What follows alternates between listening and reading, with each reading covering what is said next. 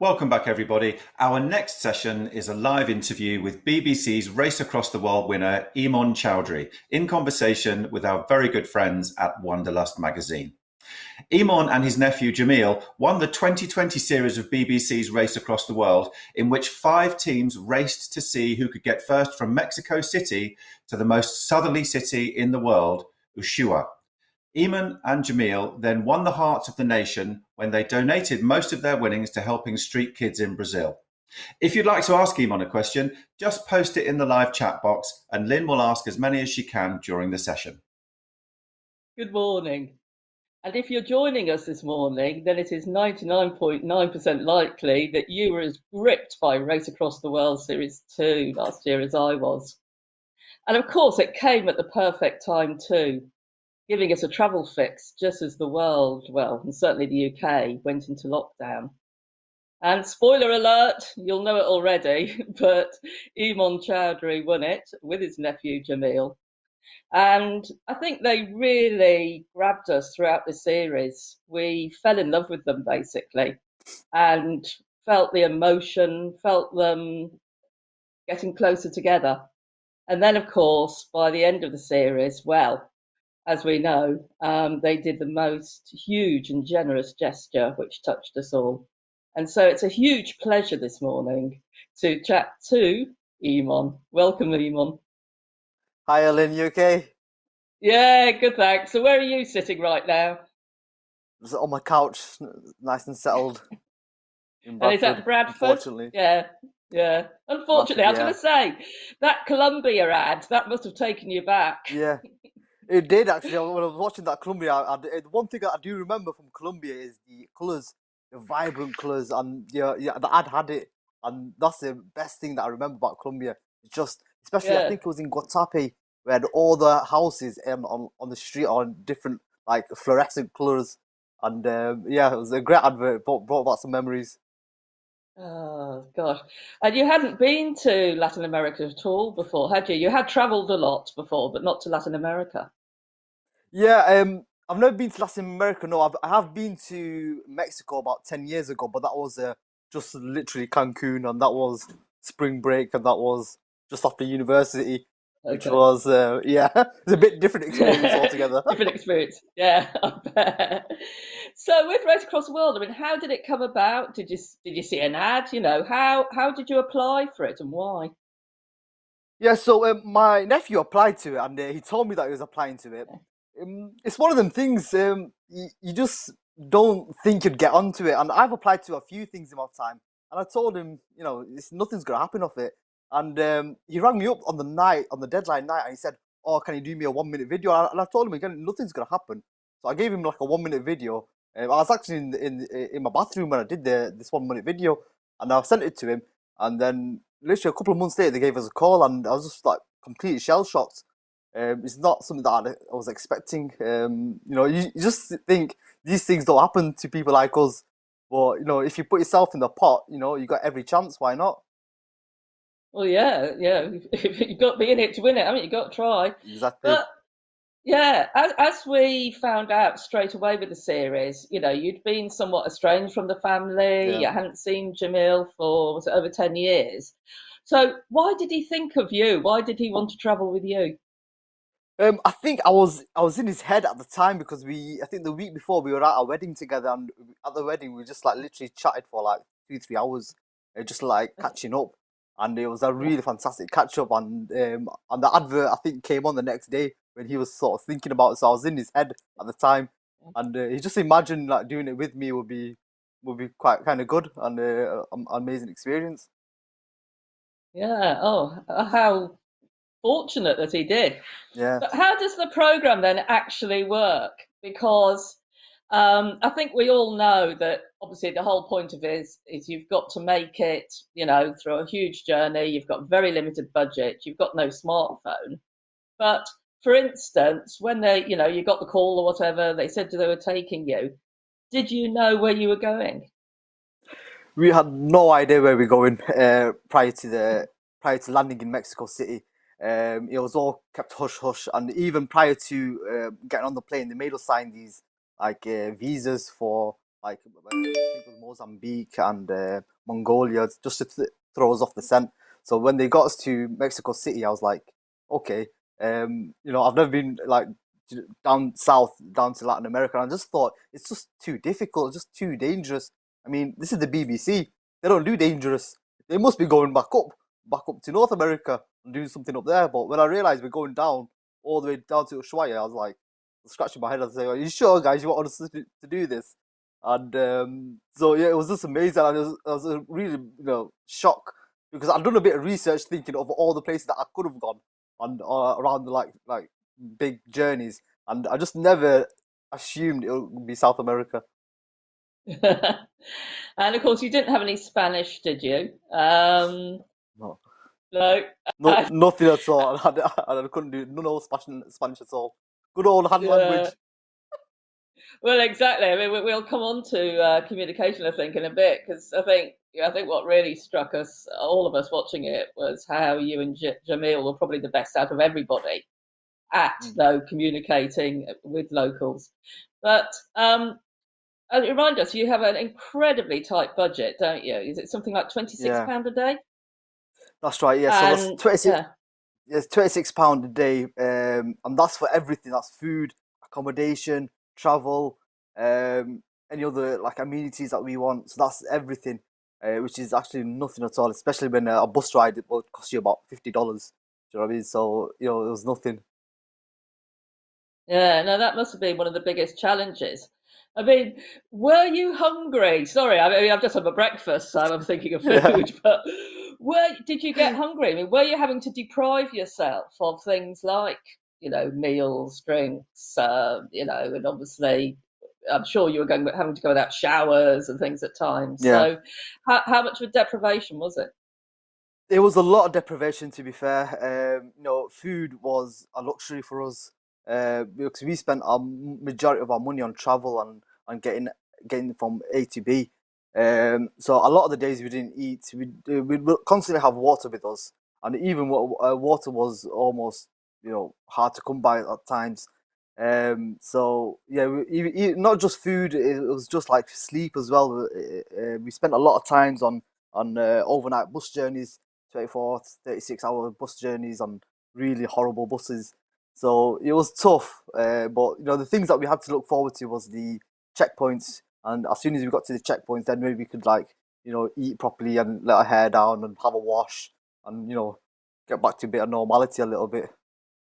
Yeah, because obviously, yeah, the checkpoints and obviously the way the series Mm, ran was you reached a checkpoint at the end of each episode, and it always that looked quite luxurious. So were yeah. you typically there, for what, one night, two nights?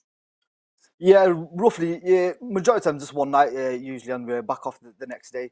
But that one night was Mm. like amazing after the week that you've had. So it's like almost a week of like traveling rough, and then having one night luxury, and then back on the trail.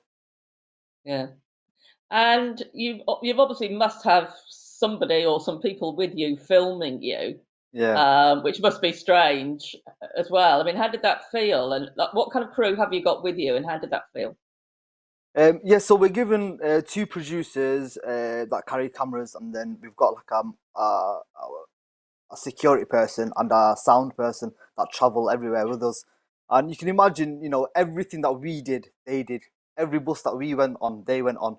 So a lot of the experiences we had, they had. So you don't really get to see that behind the camera footage, especially if you remember Rainbow Mountain when we climbed up Rainbow Mountain.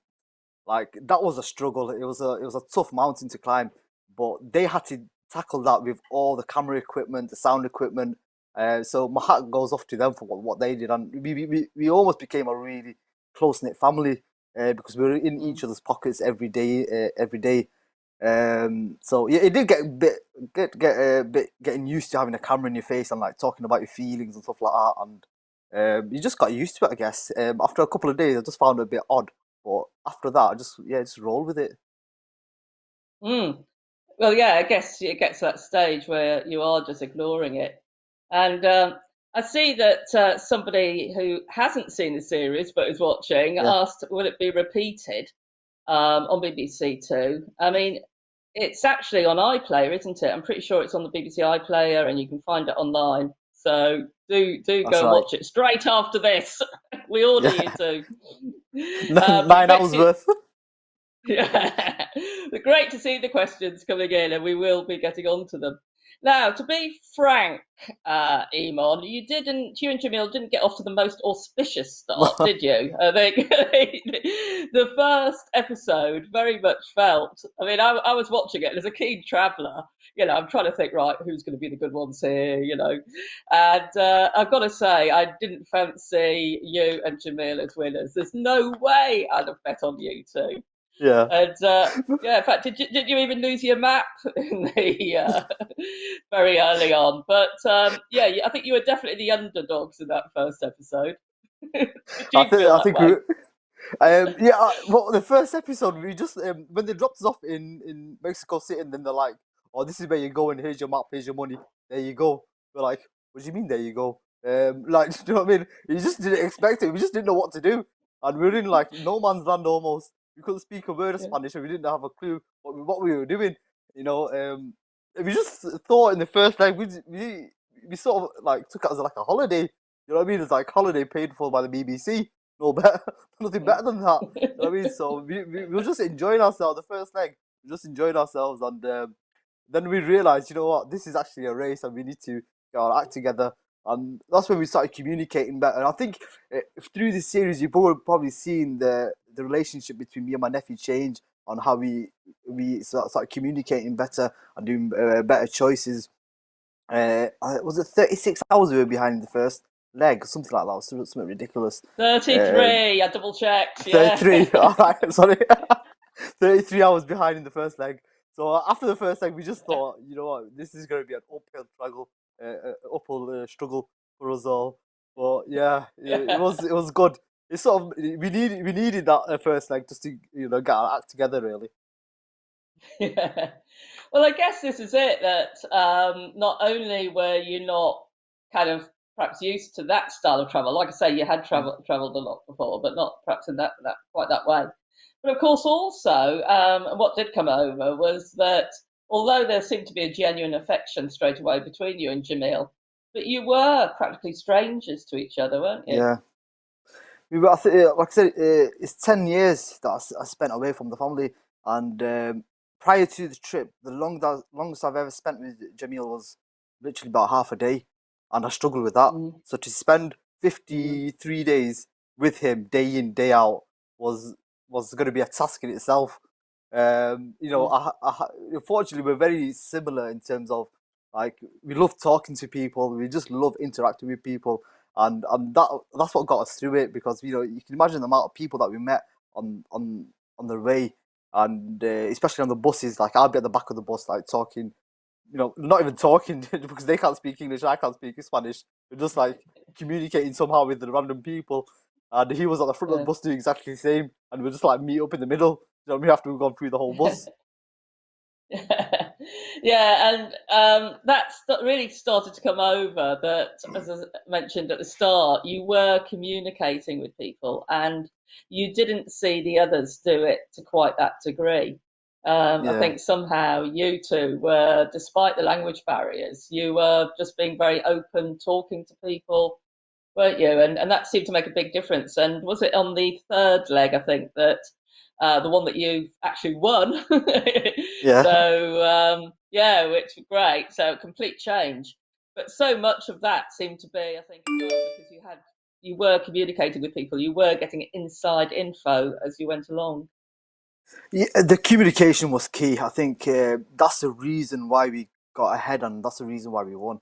Um, I I think prior to the trip, I always relied on my phone. That's what you do. You rely on your phone, Google Yeah, Maps, to think what's the best options. yeah, But what I yeah, realized, is it the best option? Is it asking the people that actually live in the cities that take the buses day in day out? I think they probably know better about different routes and different ways of getting around than actual Google will themselves. And that's what I realized. And when we figured that out, that's when we started to get ahead of the game, especially in that third leg. It was some real good intel that we got from a local guy that told us, listen, the other teams have taken a certain route, which is not the best route. there's another route that you can take around Colombia, and that's what we did, and that's the reason why we got ahead. Yeah, well, that really paid off. And of course, after that, you went into Peru, and I think that fourth leg, it Yeah, was quite poignant. I mean, Peru seemed to really affect you. yeah. It was some of the great footage as well. You've already mentioned about Rainbow Mountain, how tough it Mm. was. I mean, oh gosh, I was so worried for Jamil up there when he's Oh yeah, asthmatic and he did it. it was And tough. then, oh, it looked it. And let's be honest, when you got to the top, because you had to go do this very steep, tough climb up, and obviously there are other travellers up doing it. But the weather was terrible. It was snowing, it was sleeting, it was hailing, and then you're up at the top and you're saying, "Oh yeah, this was worth it. Look, this is amazing." You couldn't see anything. It was snowing. That's true. Yeah, I think it was. I think with the climbing, it was the because we'd climbing for about 6, 7 hours, and it's the whole anticipation of getting to the top, getting to the top. You can see it, Yeah. and it was like in the distance. And you just working to the top, and you just got to make the most of it. Do you know what I mean? You spend 7 hours of your life trying to climb up the mountain. But you got to understand. I think No. on that day, we just come off our 32-hour bus ride down to Cusco, and the altitude was getting to us as well. So I've got to bear that in mind. Yeah, the altitude was hitting Oh me yeah, as well. yeah, the altitude again. Because I know what made me laugh, and because I've watched that episode again, and I recommend anybody to. But yeah, they've got lovely drone footage that has also been taken on a completely different day Yeah. of Rainbow Mountain. Basked in sunshine with these beautiful colours, and then there's you and Jamil at the top, like And snow, can't see anything. Oh yeah, it was worth it. it was good Anyway, though. Do you know what I mean? It's the experience. yeah, no, it's great, and I think it brings home that's to anybody who's travelled. I mean, that's true travel, isn't it? Exactly. It's not Yeah, this is always great. as it's not always what it seems on the picture. Do you know what I mean? Yeah, it's not like a postcard. Yeah. Oh no, that was brilliant. Oh dear, but also in Peru, yeah, you went and did that day's work out with the fishermen on the traditional Oh yeah. boats, and then you had the meal with them afterwards, and that was so touching. And you Yeah. talking about that father-son relationship. Do you want to tell us a little bit about that? Yeah, I think in Peru, what we realized was that a lot of families, especially on the buses, and that's how we met the father and son. Was on one of the buses, and then we started talking to them. And when they took us into the house and they showed us the types of fishing and the bond that they had was just amazing. Um, I think like in a place like Peru and Bolivia, especially, the family unity is quite apparent, and it's amazing, Mm, and it's something that I personally took for granted as an individual on my perspective on how I was with my family. It's sort of brought everything home how important it is to have that unity, to have that bond. It was just incredible to see, and in some way, I sort of like wanted that myself. yeah, yeah, it must have made you really think about it. And of course, on the I think it was the sixth leg, um, you and Jamil, you were by this time getting a lot closer, Yeah, and Jamil did broach with you about what was the real story yeah, about you kind of leaving the family. yeah. And I think again for us watching it, that was very touching when you talked about well, basically it was because of love. Yeah, it was. I think prior to that, Jamil didn't actually know the full story. Well, he didn't know my story, and I guess I had Mm, the whole of 53 days to explain it to him, and it was that point where he sort of got it. He sort of realized why I did what I did, and I had to do that as a person and to fulfill my dreams. And he was quite happy with that, and he understood me as well. And after that, our bond got a lot closer because we mm. were still in like no man's land, if you like, with our relationship. But after that, we were much closer. Yeah, yeah, it did seem to really, as you say, give him an understanding. Really, really Yeah. touching. Are you still in touch now? And what's he doing now? Yes, we're still in touch. He still rings me every couple of days. He's down in London, doing like some architect thing.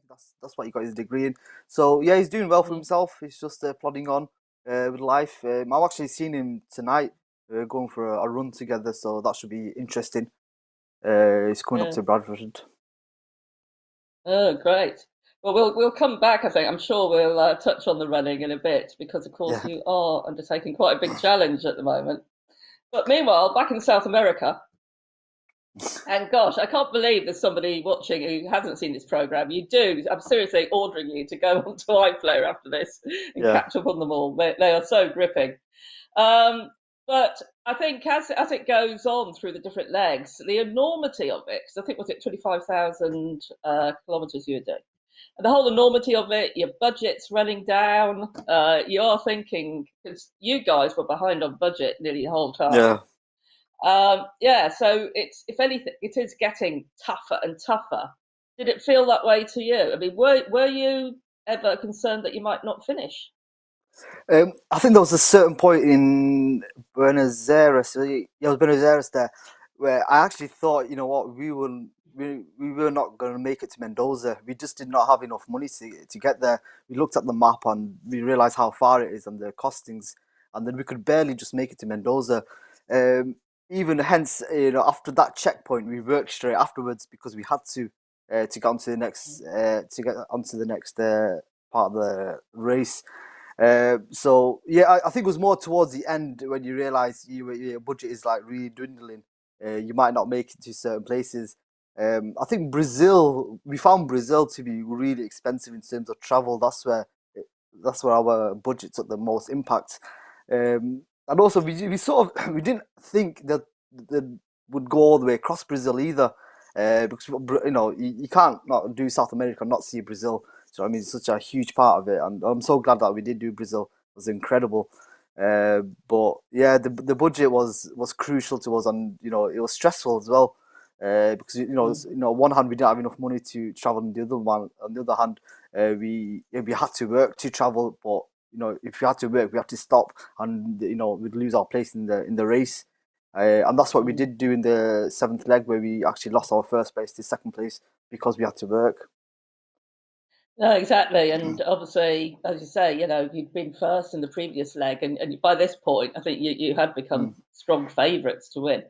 But I've got to say, the working bits, they were some of the most interesting parts of the programme, mm. frankly, because I guess, again, it shows the contestants, and I guess, and particularly, yourself and Jamil, interacting with local people. How did you feel about the working? Was it an irritant that you were going to have to do this, or did you find it rewarding? I found it liberating, to be honest with you, because you can imagine these long bus journeys that we did, and then we had to work, and the work sort of broke up a little bit. It made the trip almost worthwhile because we'd race through like certain countries and we couldn't see certain places.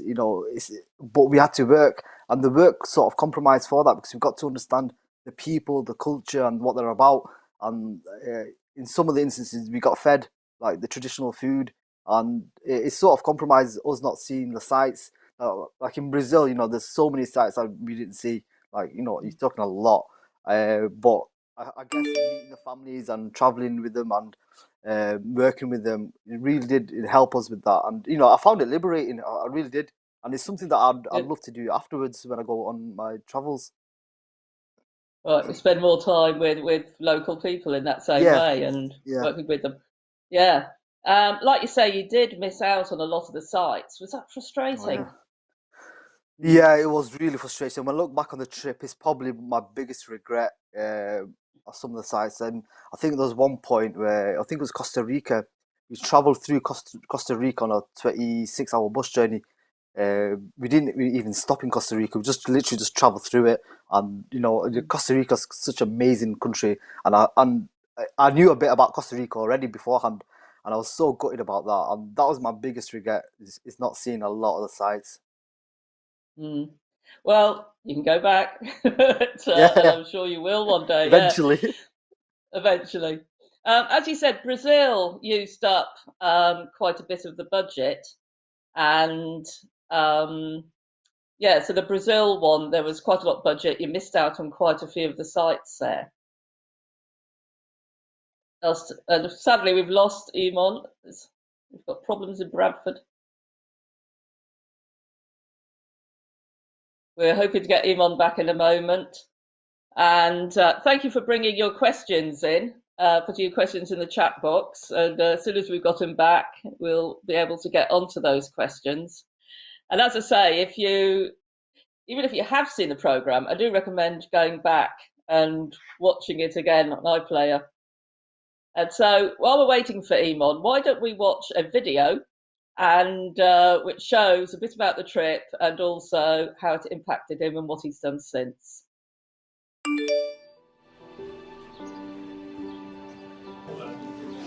It shouldn't be like this, man. It should not be like this.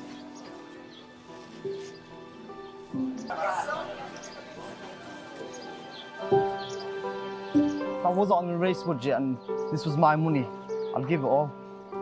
And then I'd go to the closest bank and take as much as I can.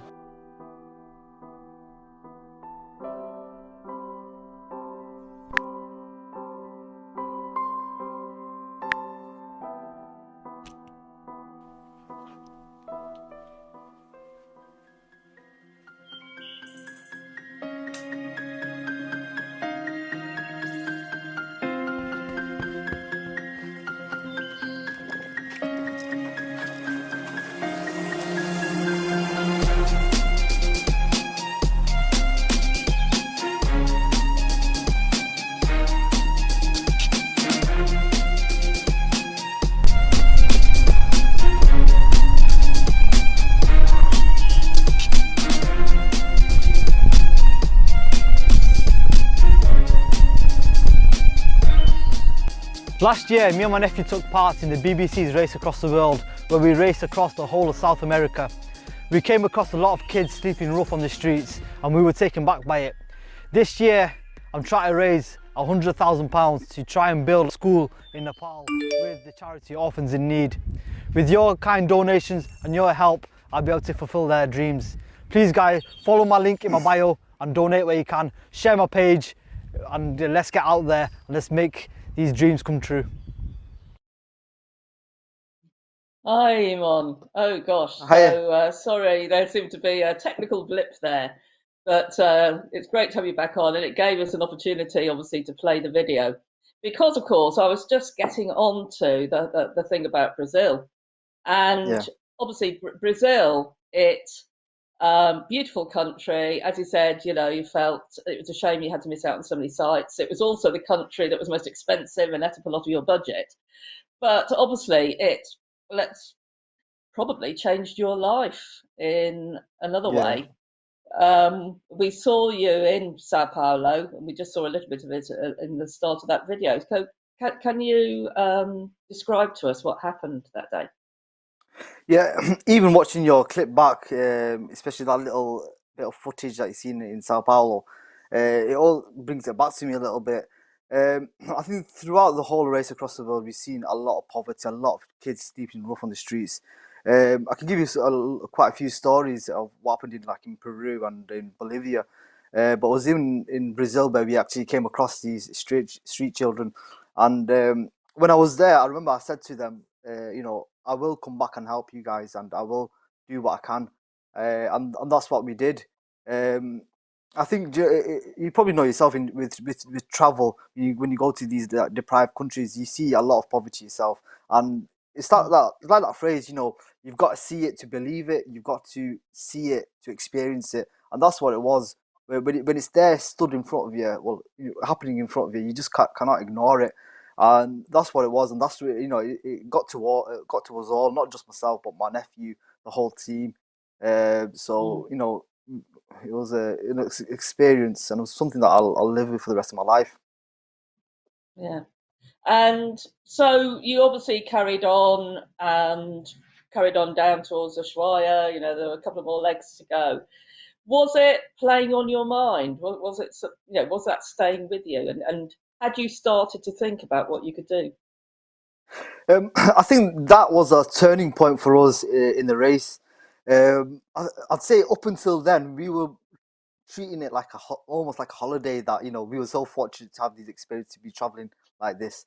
And we made a choice there, me and my nephew. If we were to win this, that we'll donate the money, and that's really spurred us on. And that's where we thought, you know what, we have to win this, to do it for the kids, and we have to donate that money to it, because that money will go such a long way in South America. It would be untrue. Yeah. And obviously, us at home didn't know that. And so when we saw the last program, and what a gripping end, you Oh were yeah, neck and neck with another pair in Ushuaia to make the finish. It looked like it was really close. I mean, was it as close as it looked? Were you literally, minutes yeah. apart? Yeah. It was as And close as it then, looked. yeah. It was, yeah. It was incredible. And with Jen and Rob, they're the team that we came across the most on the trip, because you can imagine, like, all the contestants are doing almost the same trip, so we bump into each other a lot. And Jen and Rob, we've seen them a lot on the trip, throughout the trip, and it was as close as that. Like 20 seconds was the difference between us and them, and it was down Yeah. to a foot race at the end. Oh, that was incredible. It was nail biting. But then, of Yeah. course, you made this wonderful announcement about how you're going to be donating the money. So what happened next? What did you do to help the children? So yeah, we finished the show, and then that's when we decided to give all the money to Sao Paulo. And when we came back to UK, I got in touch with the charity that I came across in Sao Paulo. So I approached them and I contacted them, and I've been in contact with them ever since. I get like a weekly report of how the charity are doing with projects and foundations that they got going on. So I'm really involved with everything that they got going on at the moment, which is what I wanted to be part of their lives.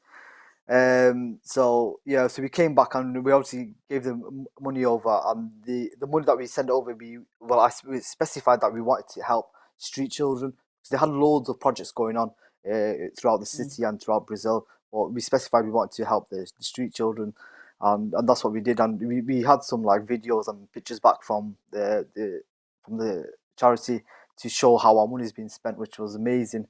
Really really delighted with that. Oh, I bet. And I presume one day it'd be wonderful to go over and actually take a look. But since then, you've actually gone a step further. Mm. You're undergoing a huge challenge at the moment to help children in a different part of the world. Do you want to tell us about that? Yeah, so I'm embarking on probably the biggest challenge of my life.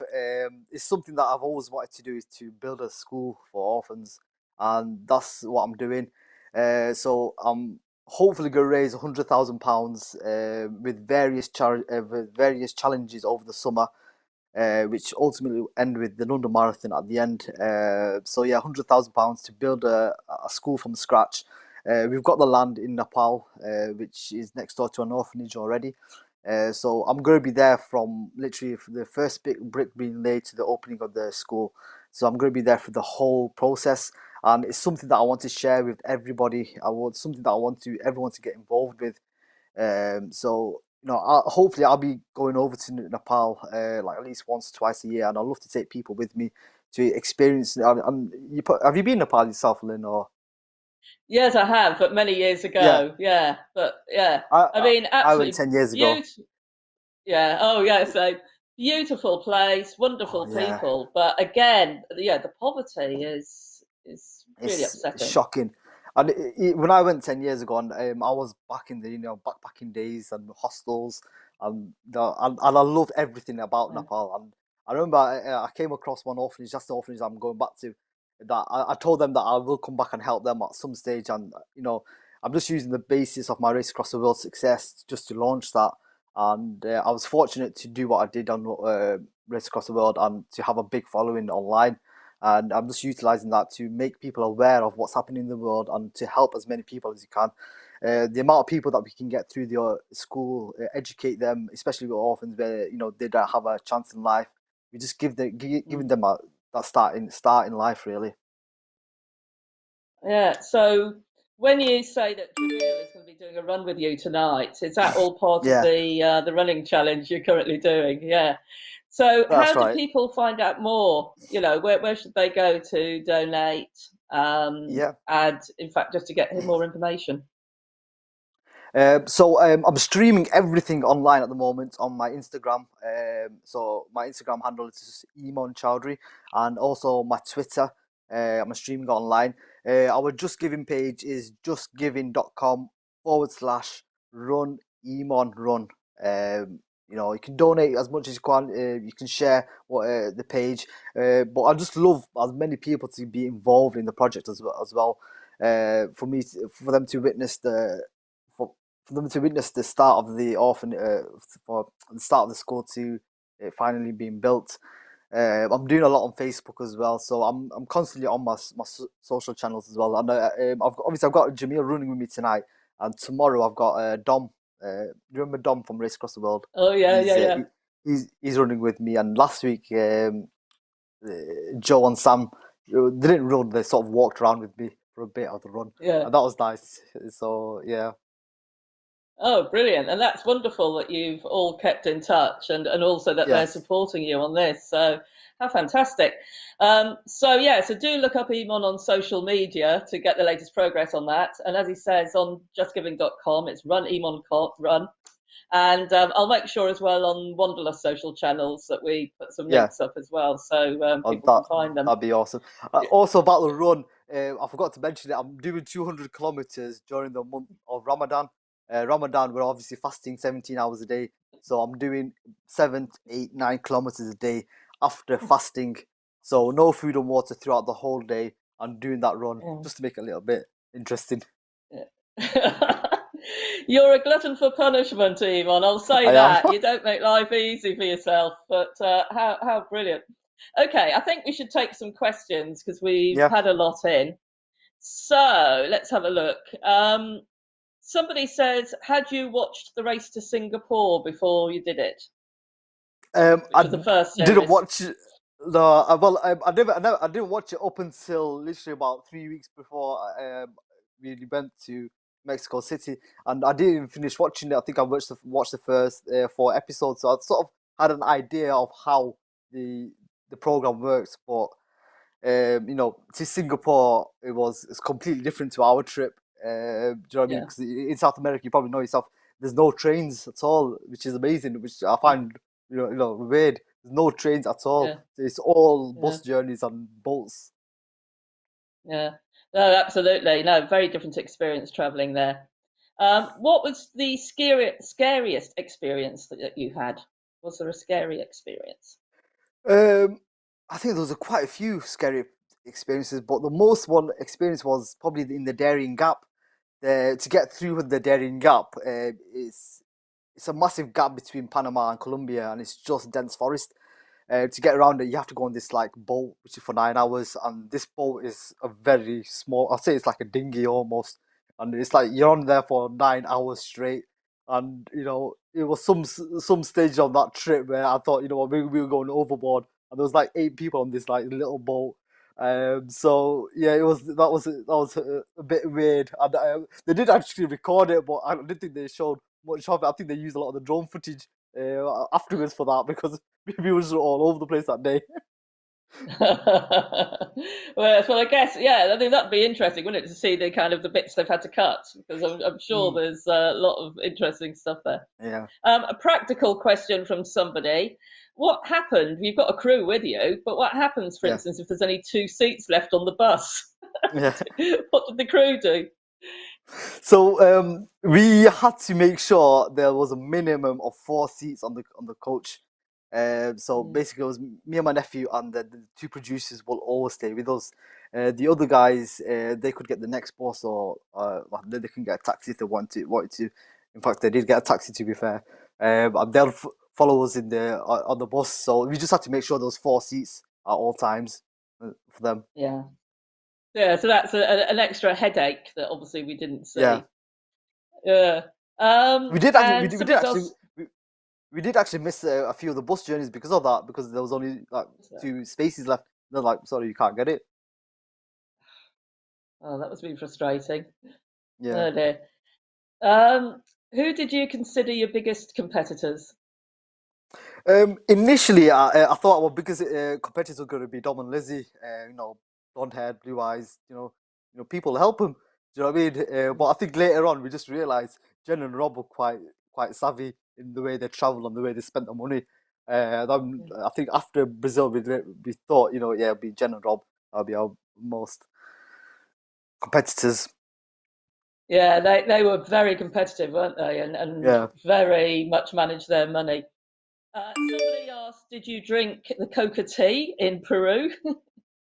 This, of Yes, we course, did. helps with altitude. Yeah.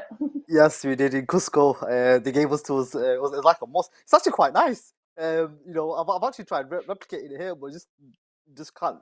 It's not the same, is it? No, no, it's not. No, you've got to be there.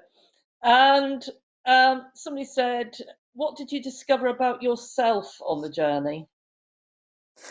I think I discovered more about how important my lifestyle is, how important my family is, and what I take for granted. I think when I came back to the UK, and that, especially with my father, I lost a lot of time with him, and unfortunately, he passed away in December.